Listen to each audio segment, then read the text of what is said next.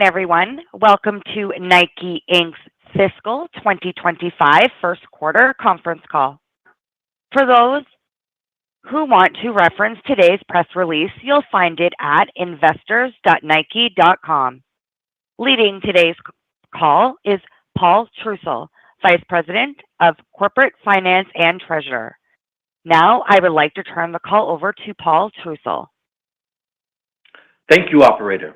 Hello, everyone, and thank you for joining us today to discuss Nike Inc.'s fiscal 2025 first quarter results. Before we begin, let me remind you that participants on this call will make forward-looking statements based on current expectations, and those statements are subject to certain risks and uncertainties that could cause actual results to differ materially. These risks and uncertainties are detailed in Nike's reports filed with the SEC. In addition, participants may discuss non-GAAP financial measures and non-public financial and statistical information. Please refer to Nike's earnings press release or Nike's website, investors.nike.com, for comparable GAAP measures and quantitative reconciliations. All growth comparisons on the call today are presented on a year-over-year basis and are currency neutral unless otherwise noted. Joining us on today's call is one speaker, Nike Inc.'s Executive Vice President and Chief Financial Officer, Matt Friend. We will start with prepared remarks and then open up for questions. Today's call will be abbreviated as compared to past earnings calls. In order to allow as many of you to ask questions as possible in our allotted time, we would appreciate you limiting yourself to one question. I'll now turn the call over to Matt. Thanks, Paul, and hello to everyone on the call. Before we get into a review of the first quarter, let me acknowledge that we are reporting our results in a transitional moment. As John retires as President and CEO, and Elliott Hill joins us as our new President and CEO on October 14th. First, we deeply appreciate John's contributions to Nike. He has served on our board, led our company through a global pandemic and meaningful supply chain disruption, accelerated our digital transformation, and initiated new Nike community investments around the world. We thank him for all he has done to move Nike forward. As we look ahead, we're excited to welcome Elliott back to Nike. Elliott is a beloved Nike veteran who brings a powerful connection to our employees and culture, a deep love for our brands, and a passion for sport. Over his 32 years with the company, he built a proven track record of leading our global teams, brands, and businesses with significant expertise in delivering growth by bringing product and storytelling with impact into an integrated marketplace. Our board believes that Elliott is the right leader to drive Nike's next stage of growth. Having had the opportunity to work closely with Elliott for many years, he leads with a passion that inspires the best from the team. Our employees' response to this announcement has been tremendous. You can feel the energy and the enthusiasm walking around campus. And we've heard nothing but excitement from our teammates around the world, including our alumni network, as well as our partners. We all look forward to working with Elliott as he leads Nike's next chapter. Given our CEO transition, and with 3 quarters left in the fiscal year, we are withdrawing our full-year guidance. We intend to provide quarterly guidance for the balance of the fiscal year. This provides Elliott with the flexibility to reconnect with our employees and teams, evaluate the current strategies and business trends, and develop our plans to best position the business for fiscal 26 and beyond. To that end, we have also decided to postpone our Investor Day. Now, let me turn the discussion towards our current business. Nike's first quarter results largely met our expectations set last quarter. We are moving aggressively to shift our product portfolio, create better balance in our business, and re-energize brand momentum through sport. That said, a comeback at this scale takes time. And while there are some early wins, we have yet to turn the corner. Today, I want to provide a deeper insight into the trends we saw in our first quarter. Then I will speak to the portfolio shifts that we are driving and the implications for our near-term performance.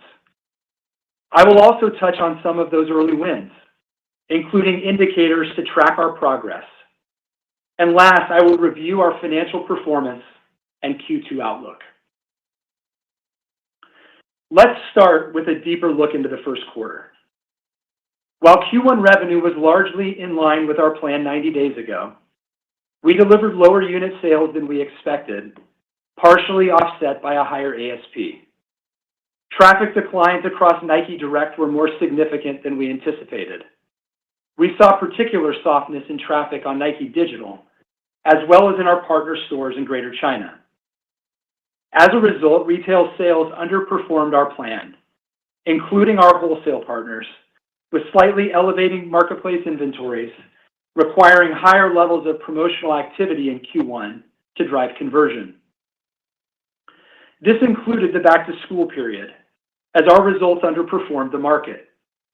We saw store traffic improve in August and growth in factory stores in Q1, but the overall period fell short of our expectations. However, Q1 showed that we took an important step forward as we shift our portfolio to create better balance in our business. We have been intentionally reducing the proportion of our business driven by our classic footwear franchises, Air Force 1, Air Jordan 1, and Dunk. And as expected, Nike revenue in Q1 from these franchises decelerated, declining more than the total business, as we tighten marketplace supply. We expect this trend to continue tempering our reported revenue over the coming seasons. Our timelines differ across each franchise, each geography, and each channel. Overall, we have taken the most aggressive actions in Nike Direct, and especially digital. In Q1, these franchises were down nearly 50% versus the prior year on Nike Digital, while we saw much better sales trends in wholesale. So we are actively rebalancing product allocations to our highest traffic channel in order to maximize franchise health and full price realization. In the near term, this will have implications for certain dimensions of our business. Our men's and women's lifestyle business was planned down double digits in Q1, and we expect these declines to continue through the year. The Jordan brand was planned down double digits this quarter, and we expect Jordan to be down at the same rate for fiscal 25. And we expect Nike Digital to decline double digits in fiscal 25 versus the prior year. All taken together, these trends drove a mid-single-digit headwind on Q1 revenue. As we look ahead, we are working to position new products in the path of the consumer, create scale for new ideas, and drive more balanced marketplace growth. Partner feedback on our future product pipeline has been very positive. I had the chance to meet with many of them at our partner summit in Paris during the Summer Olympics and directly hear their response to the products and stories that we have coming in our second half. We also gave them a sneak peek to what is coming in Fall 25, deepening confidence in our accelerated pace of innovation to build a more compelling future product pipeline. Progress with partners will be accelerated through new brand momentum and new energy with consumers. But the multi-brand environment is very competitive today, and it will take time to expand market share. This was reflected in our Spring 25 order books, which came in roughly flat versus the prior year, a little lighter than we had planned. Our teams are now hustling to close out the upcoming summer season, closely engaging our partners as we finalize bookings. Now, let's turn to some of the early wins that we are seeing, especially as our teams get back on the offense in sport with consumers. This quarter, we saw growth in multiple sport dimensions, an indicator that we are gaining traction. This was led by men's fitness, men's global football, and men's and women's running footwear. In addition, two of our largest performance franchises, Mercurial in global football and the GT Series in basketball, delivered double-digit growth across all channels. We are especially encouraged by the momentum building in our running offense. This has been one of our toughest fights over the past few years, and it is one of our biggest opportunities. Our teams focused here first in driving our comeback. And more recently, men's and women's running footwear delivered positive growth in Q1, a meaningful improvement versus the prior quarter. The order book looking forward is strong, with Spring 25 footwear units set to grow double digits versus the prior year. In North America, we were up double digits this quarter with running specialty partners, and our holiday and spring order books will build on that strength. We also just launched a new campaign, one of our biggest running brand investments in years, which will carry into fall and holiday. So far, consumer engagement has been very strong. Meanwhile, our ground game activations are creating energy in running communities around the world. In addition, our Pegasus 41 launch showed the impact that we create when we launch new ideas at scale, delivering mid-teens growth above last year's Pegasus model. And this is just the start. As we scale the franchise through multiple dimensions, Peg Trail, Peg Plus, and coming in spring, Peg Premium, which introduces visible, full-length Nike Air with more energy return than ever. Most importantly, we are most optimistic regarding the full product pipeline in running across footwear and apparel that we will bring over the coming seasons. This includes a new maximum cushioning system in an iconic line, blending comfort and style for our softest, smoothest ride yet. A premium model that combines high-stack ZoomX foam and Zoom Air for a new sensation that's had test runners raving. A refreshed lineup of performance running apparel, including new women's-led designs. The latest Nike Trail models, updated for even better traction and durability. And new franchises below $100 that scale innovation to more accessible price points. Looking more broadly across our product portfolio, particularly in footwear, we see clear indications of progress in accelerating newness and innovation. Q1 revenue from new footwear products was up strong double digits versus the prior year. This includes multiple franchises that have scaled quickly based on unit growth over the past 12 months. For example, in performance footwear, Sabrina has grown roughly 5 times, Kobe has nearly quadrupled, and Alphafly has almost tripled. Meanwhile, in lifestyle, what we call our look of running business, led by Vomero 5, V2K, and P6000, has grown more than 4 times over the past year. While this is not yet large enough to offset the declines elsewhere in our portfolio, we are gaining ground. As we look to the spring season, contribution from newness and innovation will take a significant step forward, with growth in footwear units of mid to high single digits versus the prior year. And over the coming seasons, we expect to see sequential gains in the percentage of newness and innovation as a mix of our total footwear business. As we move forward, we are continuing to invest to grow while staying disciplined on costs. For our teams, this means tightly managing operating overhead and reallocating resources to maximize consumer impact and growth. You saw that this summer with our Paris Olympics campaign, winning isn't for everyone. We led with the voice of the athlete on sport's biggest stage, backed by one of our biggest brand investments in years. As Nike athletes dominated the medal count, Nike owned over 60% of total share of voice during the games, resonating especially deeply with our athletes and Gen Z consumers. Most importantly, this summer was just the start, with the investment lined up behind a steady cadence of bigger, bolder brand storytelling to come. In addition, we are investing with our partners to elevate and differentiate our brand in retail. For example, last year we partnered with Dick's Sporting Goods to introduce an elevated women's fitness concept, which is generating impressive year-over-year comparisons in pilot doors. We also teamed up with Foot Locker to introduce a new concept, Home Court, in their doors, with a shared vision to deliver a fresh new multi-brand basketball experience.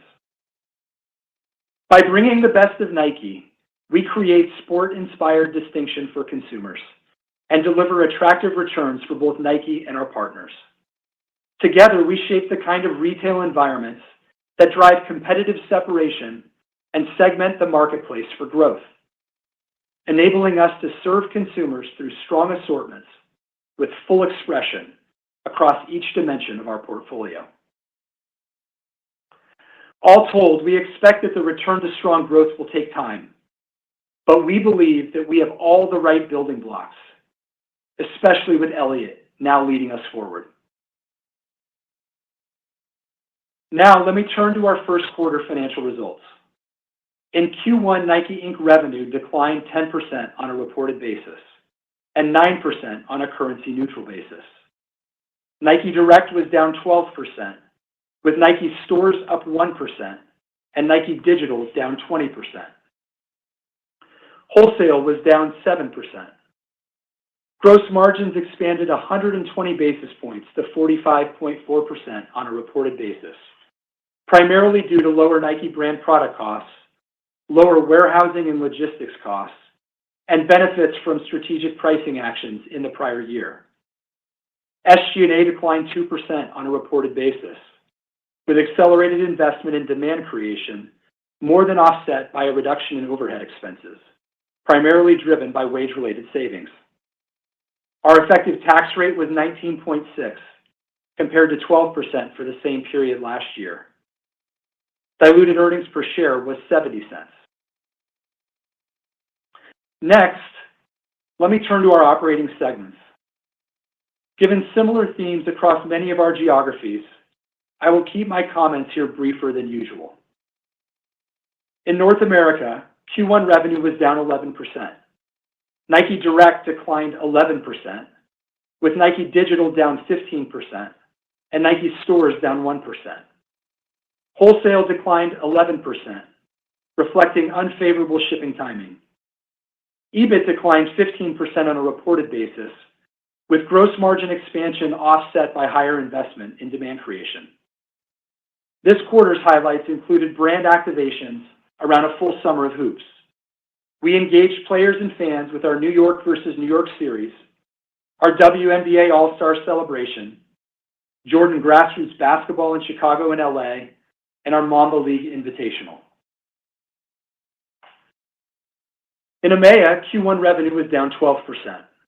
Nike Direct declined 12%, with Nike Digital down 24% and Nike Stores up 3%. Wholesale declined 11%. EBIT declined 15% on a reported basis. This summer in Paris, both Nike and Jordan were unmissable, with our Olympics campaign just about everywhere you could look, on billboards, big screens, on the side of buildings, and most importantly, across all of our retail touchpoints. In addition, Jordan introduced its new campaign with a 6-week District 23 takeover in the city, a global one-on-one basketball tournament, and the brand's first-ever Twitch live stream, which drove over 10 million views, the biggest ever activation for any brand on the platform. In APLA, Q1 revenue was down 2%. Nike Direct declined 4%, with Nike Digital down 15% and Nike Stores up 9%. Wholesale declined 1%. EBIT declined 3% on a reported basis. This quarter, we celebrated the opening of our new Nike and Jordan World of Flight door in Mexico City, our largest retail space in Latin America and first dual-brand shopping experience. Q1 traffic and sales for this concept far exceeded our plan, with consumers seeking out exclusive products, member-only experiences, and our latest women's and Jordan assortments. For Greater China, let me go a little deeper into this quarter's performance. Q1 revenue was down 3%. Nike Direct declined 16%, with Nike Digital down 34% and Nike Stores down 4%. Wholesale grew 10%. EBIT declined 4% on a reported basis. This summer, retail sales moderated across the industry, and Nike was not immune, as traffic decelerated in our channels with lower sell-through rates. This has resulted in elevated inventory in the marketplace in an already promotional environment. That being said, Nike continues to be the number one sports brand in China, and we continue to create brand distinction when we bring our best stories and products to local consumers. Over the summer, we drove incredible social buzz with storytelling around Nike athlete Zheng Qinwen, who took home gold as China's first Olympic tennis champion. Jordan's first athlete tour in China since the pandemic was also a big success, as Luka, Tatum, Paolo, and Zion connected with young fans in Shanghai and Beijing. Top innovation and sport performance continues to resonate. This quarter's standouts included Peg 41, Alphafly, and Sabrina 2. In addition, consumer response to our latest Pro release proved that Kobe remains one of the most beloved athletes in China. While our outlook for the near term has moderated, we remain optimistic about the long-term opportunities for sport and for Nike in China. Now, let me provide specific guidance for the second quarter. We expect Q2 revenues to be down in the 8 to 10% range. We expect Q2 gross margins to be down approximately 150 basis points, with higher promotions, channel mix headwinds, and supply chain deleverage more than offsetting lower product costs and a decreasing benefit from strategic pricing actions. We expect SG&A to be roughly flat versus the prior year, with increased demand creation investment largely offset by tighter operating overhead. We expect other income and expense, including net interest income, to be $30 to $40 million, reflecting lower interest rates. And we expect our effective tax rate to be in the high teens range.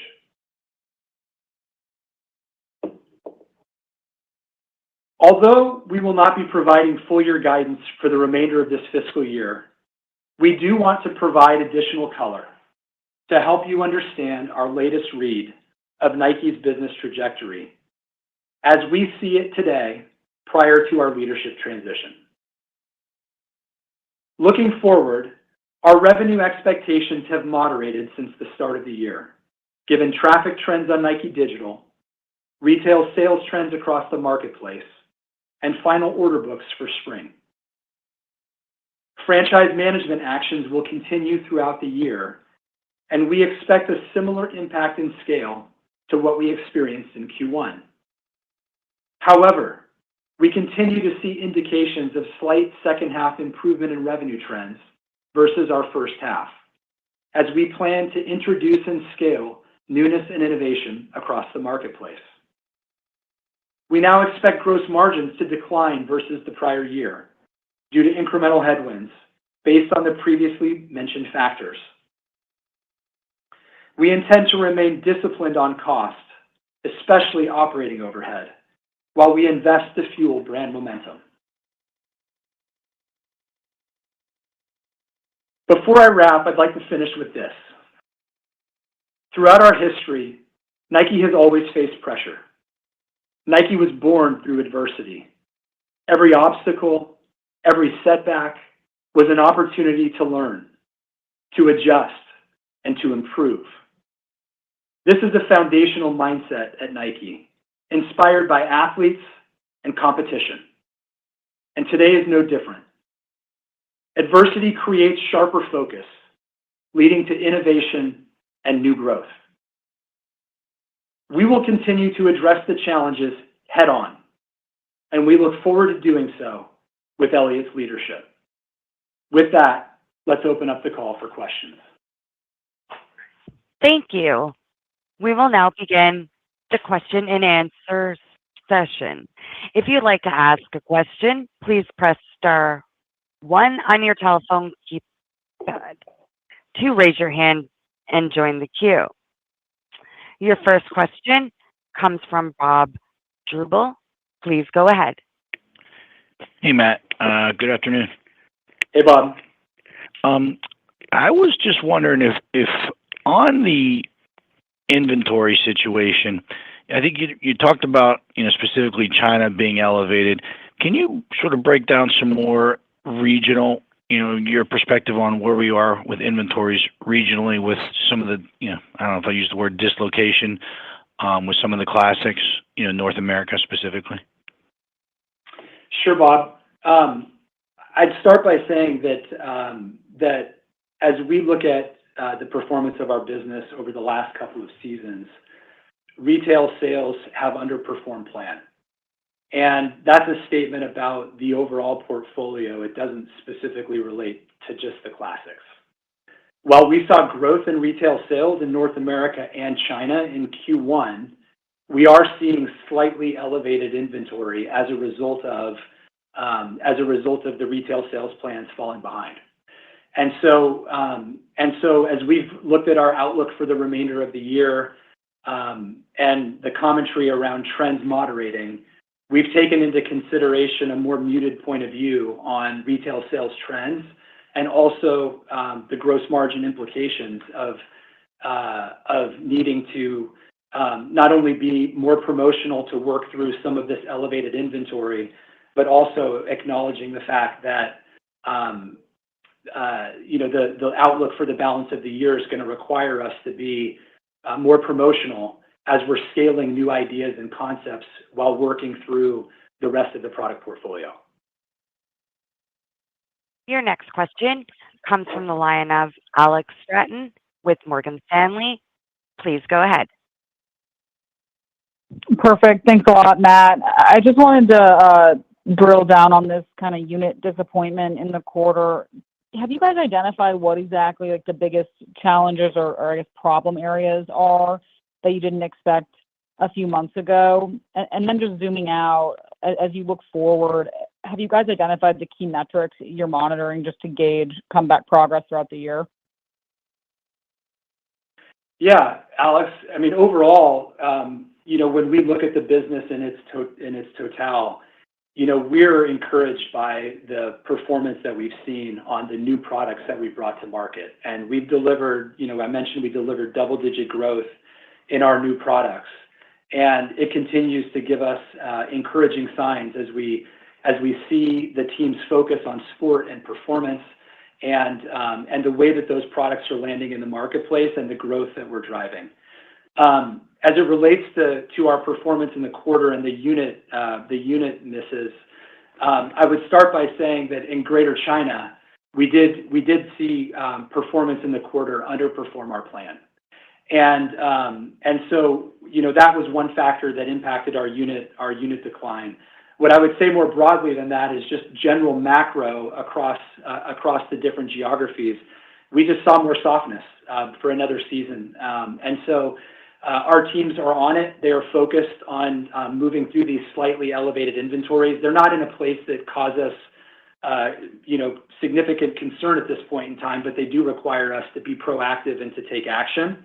And that's what we're focused on doing while we bring newness and innovation at a greater scale with greater impact in the second half of this year. On digital, we did see, we were down 20% in the quarter in digital, and that was largely driven by the three classic franchises being down nearly 50% versus the prior year. And the sales trends for those franchises in the wholesale channel was substantially better. And so that also had an impact on our Q1 results. But as I said, we planned for the declines on those big three franchises, and we're continuing to manage the inventory of those franchises carefully, beginning with Nike Digital, so that we can put the product where the traffic is, and we can drive high full price realization on that product in the right channels in the marketplace. in order to continue to manage the long-term health of those franchises. Your next question comes from the line of Michael Binetti with Evercore ISI. Please go ahead. Hey, guys. Thanks for all the help here. Matt, I guess just one thing in the near term, you said that the spring order books actualized a little lower than you were expecting, but you did mention some elements of the second half revenue outlook that are maybe a few bright spots versus what you thought 90 days ago. Would you just help me reconcile those two comments? I guess, and then thinking a little bit more long term, I think the plan previously was for direct to consumer to rise in mix and pull the margins of the company up as the margins in the DTC segment rise above wholesale after some pretty heavy investing you guys did to stage the DTC business for scale. Are those investments in place, and do they become leverageable over time, or are there elements in the DTC business that need to keep growing as you do look ahead to getting back to growth with that business? Sure, Michael. Well, starting with the spring order books, what I mentioned is that our order books came in with our partners at flat versus the prior year, and it was a little light relative to what we expected. What we're seeing in there that we're encouraged by, very excited by, is the fact that we're seeing newness and innovation scaling in the second half. And so I mentioned that footwear units related to newness and innovation, and we define that as products that have been introduced, they're either new or have been introduced within the last 8 seasons, are growing mid to high single digits in the second half, and in particular in that spring season. Underneath that, where we look with the most optimism and where we've been focused first is running. I talked about the momentum that is building and running, and this is where our team started focusing first more than a year ago. This quarter, men's and women's running footwear was up, and it was the first time we've had positive growth in several quarters. When we look at the order book for spring footwear, men's and women's running footwear is growing double digits. Our North America running specialty partners were up double digits in Q1, and the order books for holiday and for spring are giving us indications that we're going to sustain that momentum. And when you look at the way we're investing behind the brand, the ground game that we're operating, if you visited any running events around the world, I recently ran a half marathon and saw Nike quite present, but I know we were very present over the Berlin Marathon and multiple activations around the world. We're focused on being present with runners in their communities in order to truly land the impact of our product portfolio. And then I talked about the pipeline of what's coming. And we're really excited about a number of things that are coming in our product pipeline, including new cushioning innovation, new premium models that are blending foams and Zoom Air for a new running sensation. We've completely refreshed the lineup of our performance running apparel, which has always been a strength for Nike, and so we're excited about the product that we're bringing there. The trail models that we've got are continuing to perform well in the marketplace, and we're excited about the growth that we see in the running segment around trail. And then lastly, we've talked about the core opportunity, which we define as below $100. And our teams have been focused, leveraging our speed lane to be able to get product to market faster at below $100. And this represents several $1 billion worth of revenue that we walked away from over the last couple of years.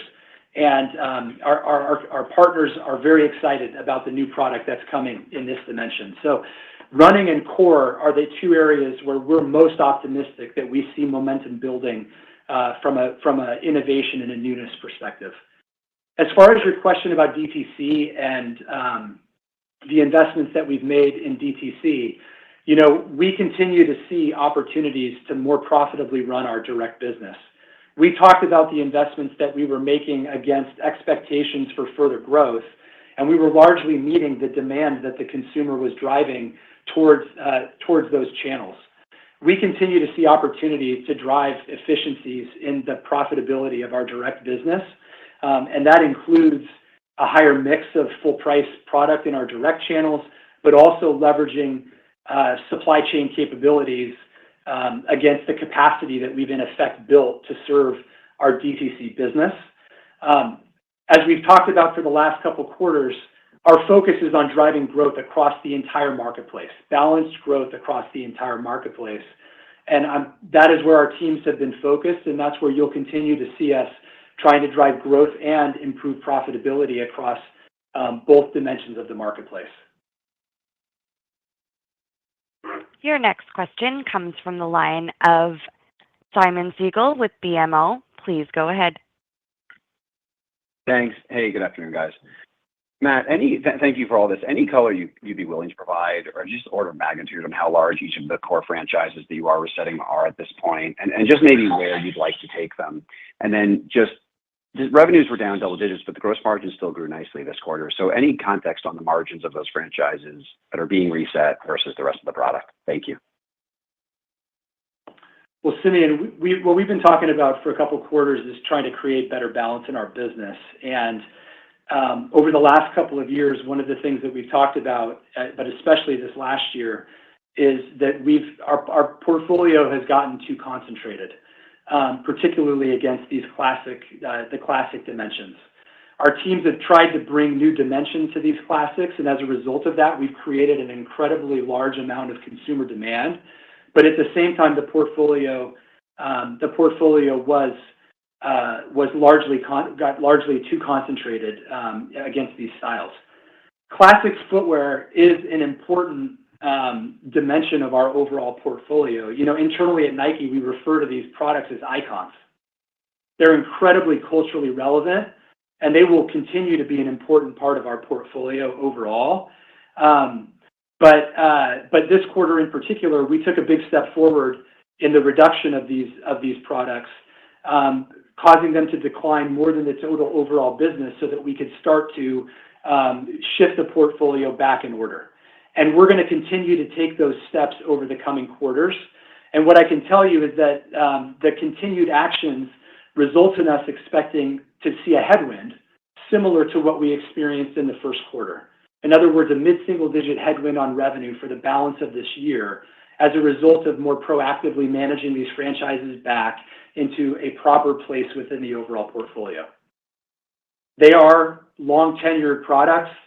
They do drive attractive margins for the company, especially when we sell them through digital.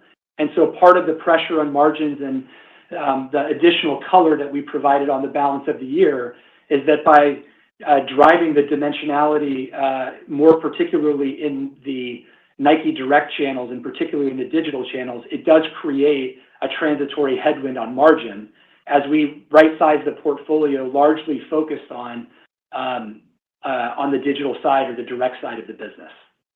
But looking forward, like I said, these products will continue to remain an important part of the portfolio. We just are focused on trying to accelerate newness and innovation in order to create more momentum with consumers and more energy with consumers. Your next question comes from the line of Lorraine Hutchinson with Bank of America. Please go ahead. Thank you. Good afternoon. How would you characterize the receptivity of your wholesale partners to get behind some of the new launches? And how are your partners feeling about the level of inventory in the wholesale channel now and for the spring season? Yeah, it's a great question, Lorraine. You know, our teams have been closely engaging with our partners since we acknowledged, some of the missteps related to over-centering on direct.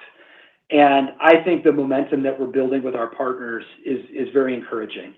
I referenced specifically, the interactions that we had that I was personally a part of in Paris during the Summer Olympics. But, our geography teams, Tom Petty, our partners are leaning in order to be able to reignite growth and momentum for Nike on the wholesale side. And I wouldn't drive past the fact that, what's most important in wholesale is we've got to have a breadth of distribution segmented to create and demonstrate the full dimension of the Nike portfolio across men's, women's, and kids, across sport dimensions, and the Jordan brand. And one of the ways that we do that is we invest with our partners to elevate and differentiate our brand at retail.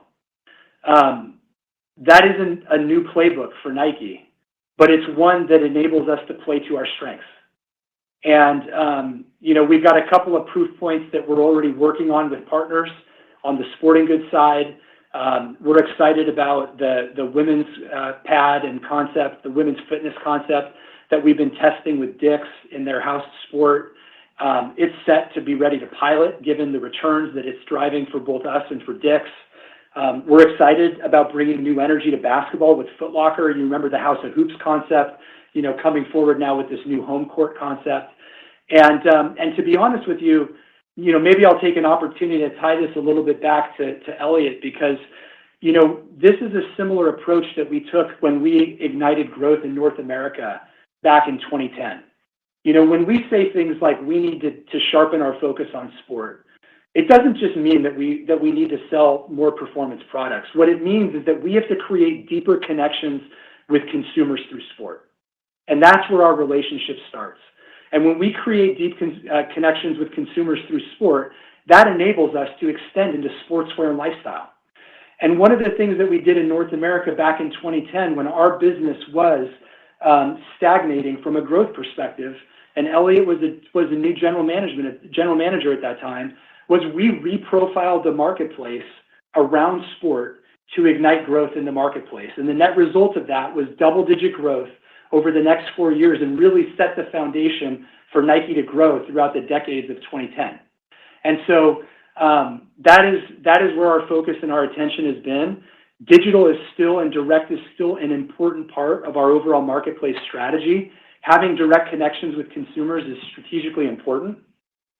But our consumers want to connect directly with Nike, whether it's in our own channel or with a partner. And so we're going to continue to focus to elevate and to raise the marketplace and bring the best of Nike to the market.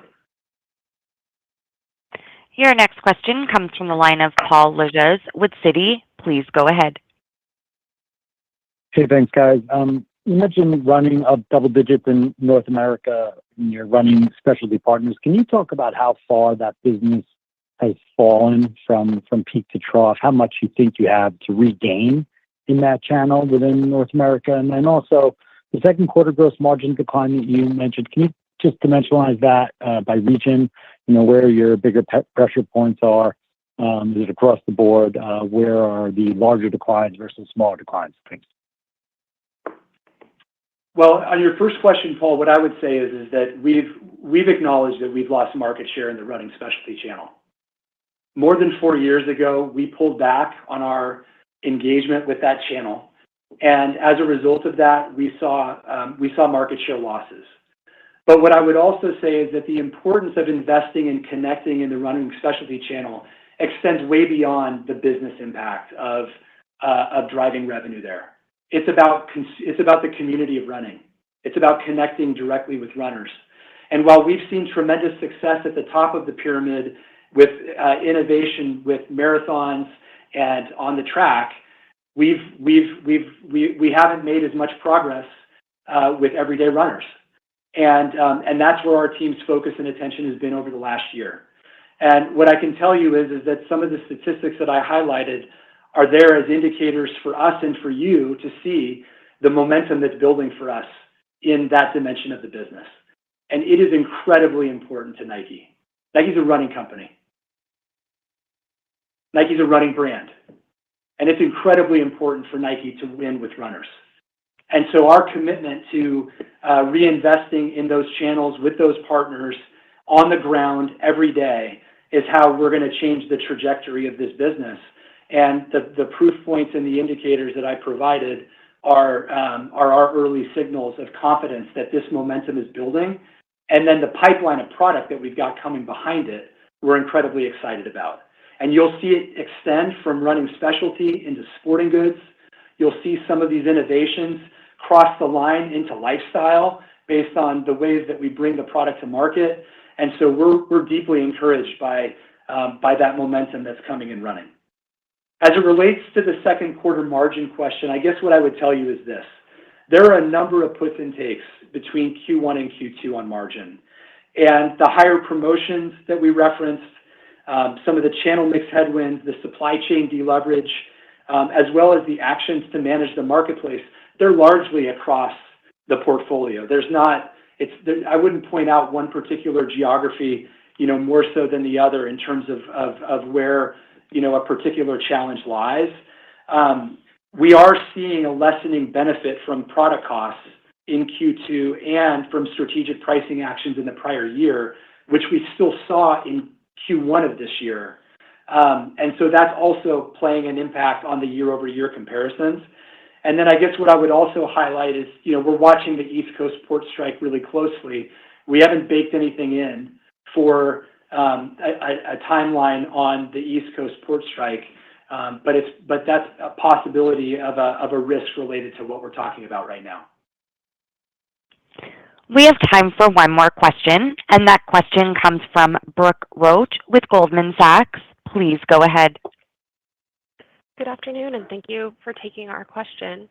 I was hoping we could dig in a little bit more on the China business and what you're seeing between the reads on the macro and what's specific to Nike. How should we be thinking about your inventory levels by channel in China, and what types of engagement are you seeing on some of your franchise products versus your new innovation with the Chinese consumer today? Thank you. Well, as I mentioned in my prepared remarks, our traffic was soft across all channels in the quarter. And when we look at the performance in our business, we look at our industry and we look cross-industry. From what we can see, Nike's not immune to the challenges with the consumer in Greater China today. The marketplace has been promotional, and we've actually been seeing improvements in full price realization over the past few seasons as we've managed our inventory very, very carefully. But this quarter, we were more aggressive in promotional activity given the traffic trends and given what we were more broadly seeing across the industry. I think that you can probably most notably see where we're focused on inventory on the wholesale side, where our revenue was up 10% in Q1. This was partly impacted by shipping timing, but retail sales grew in the quarter, but they didn't grow at that rate. And so we're focused on proactively managing forward-looking order books with our partners, but also margin assistance in order to move through excess inventory so that we can ensure that we stay healthy and that our partners are getting behind the newness and the innovation that's coming in the second half of the year. In the first quarter, our top innovation and sport performance stories actually resonated quite well. Pegasus 41 performed really strongly. Alphafly 3 and running is growing in China. Sabrina 2, KD resonated with consumers. And I mentioned Kobe. Kobe's a beloved athlete in China, and it was one of the biggest opportunities we saw to bring Kobe back into the product family. And we're incredibly excited about the energy that's building in China for Kobe. And so we believe that when we create distinction in the marketplace, whether it's against our global competitors or local competitors, when we bring our best stories and our best products to the marketplace. And I think we continue to see that. As it relates to the largest, the Classics franchises, there was definitely strong demand for the Classic franchises in China. Jordan is a big business in Greater China, and we're watching and managing that business carefully. But our focus and attention is really on performance and innovation. And you heard me say before that innovation has the highest mix of business in China relative to some of our other geographies. Now, as we look long-term, even though we've moderated our near-term expectations for China for the remainder of this year, sport is a growth industry in China. Sport participation is on the rise, and we believe that we're optimistic about the long-term possibilities for Nike in Greater China. We're going to keep playing our strengths around innovation and newness. We think that the investments that we have in the marketplace from a retail point of view and the way that we present our products to consumers through our partner stores gives us an opportunity to present our brand in a way that we can't do anywhere else in the world. And we're focused on capabilities that we've been building, specifically China for China, around product, around our digital platforms and supply chain, in order to be able to continue to serve the local consumer at the speed that marketplace is moving. So we're optimistic about the long-term opportunity for Nike in China and the long-term opportunity for sport in China. And ladies and gentlemen, That does conclude today's conference call. Thank you for your participation, and you may now disconnect.